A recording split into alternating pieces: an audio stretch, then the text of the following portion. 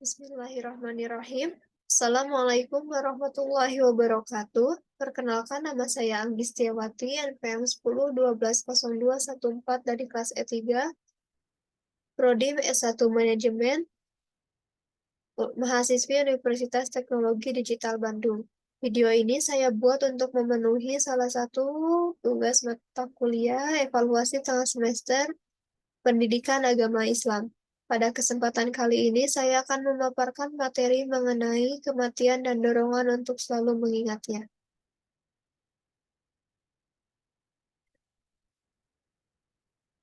Di sini ada biodata singkat saya yang telah saya bacakan tadi.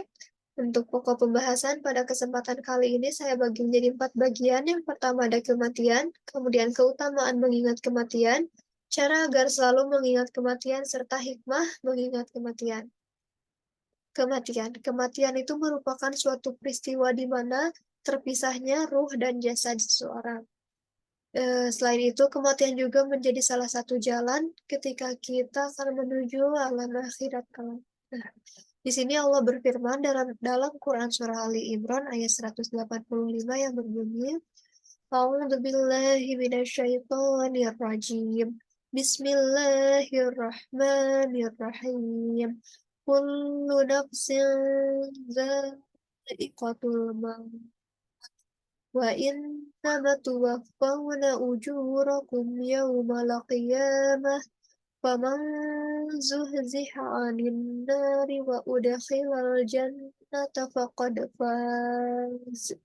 Wa mal hayatud dunya illa mata'ul ghurur. Shadaqallahul azim. Yang artinya, setiap yang bernyawa akan merasakan mati, dan hanya pada hari kiamat sajalah diberikan dengan sempurna balasanmu. Barang siapa dijauhkan dari neraka dan dimasukkan ke dalam surga, sungguh, dia memperoleh kemenangan. Kehidupan dunia hanyalah kesenangan yang memperdaya. Mengingat kematian, Rasulullah Shallallahu Alaihi Wasallam bersabda, perbanyaklah ingatanmu terhadap sesuatu yang menghilangkan segala kenikmatan, yaitu kematian. Salah satu makna mengingat kematian adalah mempersiapkan kehidupan setelah kematian. Sebagaimana yang kita ketahui bahwa Allah menciptakan jin dan manusia yaitu hanya untuk beribadah kepada Allah Subhanahu wa taala. Tempat kita untuk beribadah, untuk mengumpulkan amal sebanyak-banyaknya yaitu ketika kita hidup di dunia sekarang. Jadi untuk bekal kita di akhirat kelak yaitu dengan amal ibadah kita saat ini. Apapun yang kita lakukan di dunia ini akan kita pertanggungjawabkan di akhirat kelak. Sebagaimana sabda Rasulullah Shallallahu Alaihi Wasallam, setelah kematian seseorang tidak ada yang datang kecuali amal kehidupan yang memang telah mereka lakukan selama mereka masih hidup di dunia.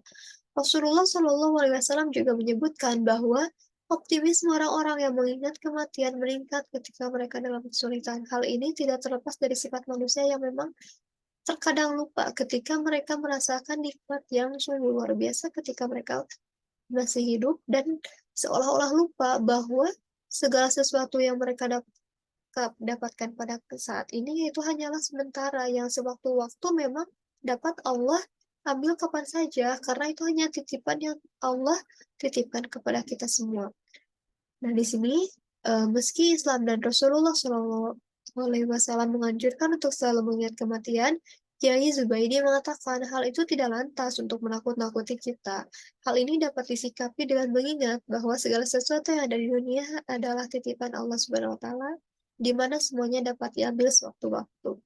Ketakutan akan kematian ini tidak boleh diperlakukan dengan sikap berbahaya atau tanpa harapan terhadap kehidupan di dunia. Sebaliknya, itu harus memicu lebih rajin bekerja dan beribadah untuk mempersiapkan bekal di akhirat kelak.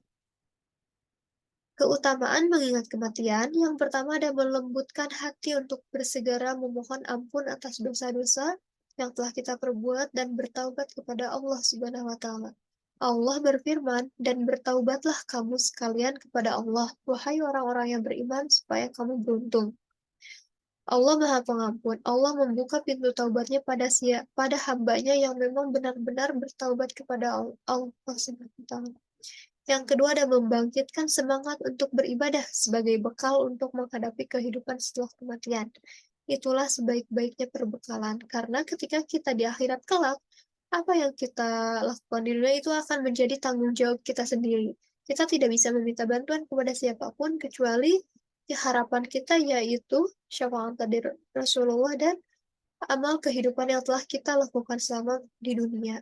Allah Subhanahu wa taala berfirman, "Dan sembahlah Rabbmu sampai datang kepadamu yang diyakini, yaitu ajal." Yang ketiga ada menyebabkan hati memiliki sikap qanaah, yaitu merasa cukup terhadap dunia. Allah Subhanahu wa taala berfirman, "Akan tetapi kamu orang-orang kafir memilih kehidupan duniawi, sedangkan kehidupan akhirat adalah lebih baik dan lebih kekal." Dengan kita memiliki sikap qanaah, merasa cukup terhadap dunia, kita akan tidak terfokus untuk mengejar materi dunia saja. Kita akan menyeimbangkan antara mana yang harus kita kejar untuk bekal kita di dunia dan mana yang harus kita lakukan untuk bekal kita di akhirat kelak. Yang keempat ada meringankan beban musibah yang menimpa dirinya, seperti penyakit, kefakiran, kezaliman, dan kesempitan hidup di dunia. Cara agar hati selalu mengingat kematian, di sini ada beberapa. Yang pertama dan meningkatkan pemahaman tentang kehidupan setelah kematian. Hal ini sesuai dengan firman Allah Subhanahu wa taala, sesungguhnya kehidupan di akhirat lebih baik bagi orang-orang yang bertakwa. Orang-orang yang bertakwa merupakan orang-orang yang memang senantiasa menjalankan perintah Allah, yaitu untuk beribadah dan melakukan amal soleh, serta menjauhi semua larangan yang telah Allah larang. Menjadikan dunia sebagai tempat kebaikan dan pelabuhan yang aman. Menabur benih kebaikan sangat dianjurkan dalam Islam selama hidup di dunia ini, karena dengan demikian kita akan menerima kebajikan itu di akhirat. Seperti yang telah saya sampaikan tadi, bahwa apapun yang kita lakukan di dunia ini, baik itu kecil, besar, atau baik ataupun buruknya itu akan menjadi pertanggungjawaban kita sendiri untuk di akhirat kelak. Yang ketiga dan memahami bahwa kematian sangat dekat dengan kita kapan dan di mana kematian pasti terjadi. Tentu kematian itu tidak memandang usia, tidak memandang waktu, sampai tidak memandang tempat. Ketika kita sedang apapun, kalau memang sudah habis masa kita di dunia, pasti kematian itu akan menghampiri kita tanpa ada aba-aba terlebih dahulu. Yang keempat ada membiasakan diri mengunjungi orang sakit, baik keluarga maupun tetangga dan mendoakan kesembuhannya. Selanjutnya ada bertakziah kepada yang ditimpa kematian, di mana kita dengan sukarela mengurus, memandikan, mensolati, dan mendoakan jenazah dan mengantar jenazah sampai dengan menguburkannya. Membiasakan diri berziarah kubur, terutama mengunjungi kerabat yang telah pergi mendahului kita, atau sesekali berziarah ke makam para ulama dan waliullah di berbagai tempat. Dengan kita selalu bertakziah kepada yang ditimpa kematian, itu akan menjadi suatu tamparan yang memang sangat nyata dan keras kepada kita bahwa memang ternyata kematian itu bisa datang kapan saja dan pada siapa saja. Kita mengetahui bahwa orang yang telah meninggal itu sama-sama pernah hidup seperti kita pada saat sekarang. Kita tidak akan tahu kapan masa waktu habis kita di dunia ini. Kemudian, dengan kita selalu berdoa agar kita ditimpa kematian tepat waktu yang diridhoi oleh Allah Subhanahu wa taala, yaitu husnul khotimah, terbebas dari siksa kubur dan siksa api neraka. Kita senantiasa harus menyiapkan waktu terbaik kita pada untuk menghadapi kematian, di mana ketika kita sedang ketika kita akan diterima kematian itu kita sedang melakukan ibadah ataupun kita sedang melakukan hal-hal yang bermanfaat dan tidak sedang melakukan kemaksiatan. Na'udzubillah. Kemudian menambahkan zikir dan doa sebagaimana yang telah diajarkan Rasulullah SAW yang bisa menjadi sarana untuk mengingat kematian dan akhir. Di sini ada kisah Rasulullah. Dikisahkan pada suatu hari Rasulullah keluar menuju masjid. Tiba-tiba beliau mendapati suatu kaum yang sedang mengobrol dan tertawa dengan bebas. Maka beliau bersabda, "Ingatlah kematian demi zat yang nyawaku berada dalam kekuasaannya. Lalu, kalau kamu mengetahui apa yang aku ketahui, niscaya kamu akan tertawa sedikit dan banyak menangis." Ini merupakan peringatan dari Rasulullah SAW agar kita tidak terlalu berlebihan dalam menyikapi sesuatu hal yang memang ada di dunia. Kemudian ada riwayat sahabat, diriwayatkan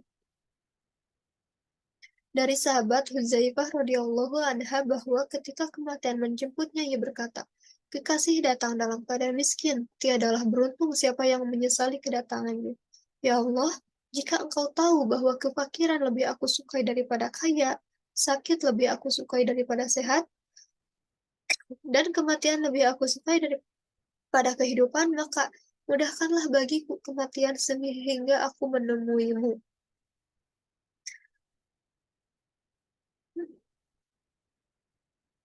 Dari kisah Rasulullah dan riwayat sahabat kita dapat mengambil hikmahnya, yaitu kita harus senantiasa mengingat kematian dan mempersiapkan waktu terbaik kita untuk menghadapi kematian kelak.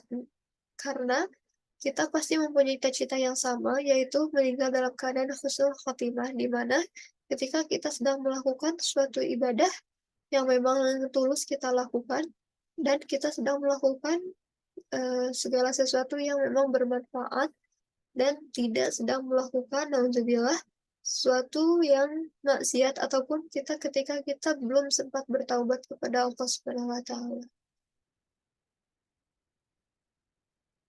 Mhm.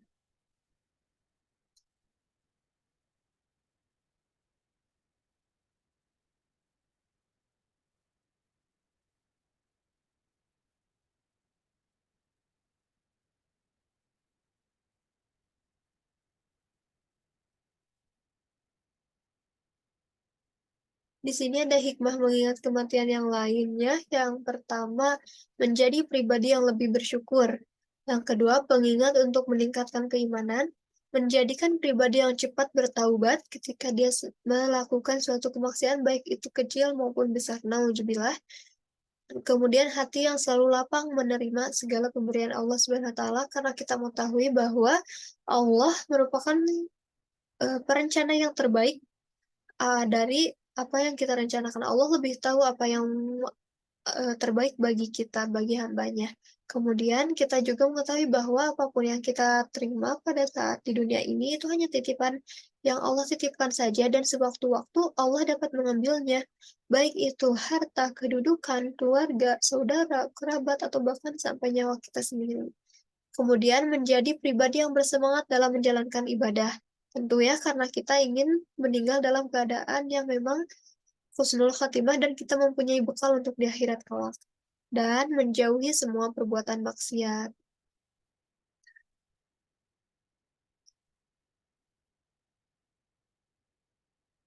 Mungkin sekian yang dapat saya sampaikan. Mohon maaf apabila masih banyak kesalahan. Semoga bermanfaat. Wabillahi taufiq wal hidayah. Wassalamualaikum warahmatullahi wabarakatuh.